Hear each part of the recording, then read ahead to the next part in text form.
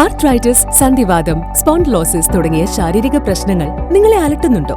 Side effect ഇല്ലാതെ പ്രകൃതിദത്തമായ ചികിത്സ തേടുകയാണോ? 25 വർഷത്തോളമായി ആരോഗ്യരംഗത്ത് പ്രവൃത്തി പരിചയമുള്ള ഡോക്ടർ സ്മിത രഘുനന്ദന്റെ നേതൃത്വത്തിലുള്ള ഹൈലി ക്വാളിഫൈഡ് ഡോക്ടർമാരുടെ സേവനം MIHMS ഹോമിയോപ്പതിയിൽ ലഭ്യമാണ്. ഇന്ന് തന്നെ നിങ്ങളുടെ അപ്പോയിന്റ്മെന്റ് ബുക്ക് ചെയ്യൂ. ജില്ലാ പഞ്ചായത്ത് പദ്ധതിയിൽ ഉൾപ്പെടുത്തി നവീകരണം നടത്തിയ തയ്യൂർ ഗവൺമെന്റ് ഹൈസ്കൂൾ ഗ്രൗണ്ടിന്റെ ഉദ്ഘാടനം ജില്ലാ പഞ്ചായത്ത് അംഗം ജലീൽ ആദൂർ നിർവഹിച്ചു.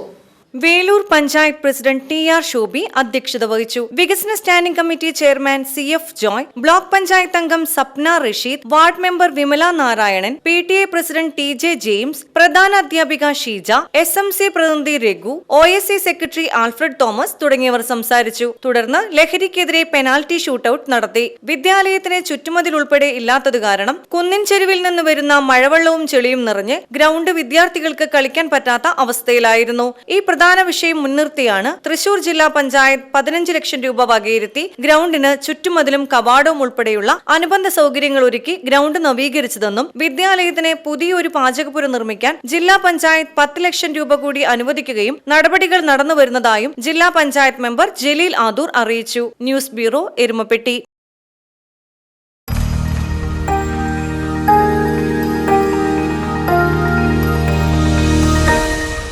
You are watching VCV News.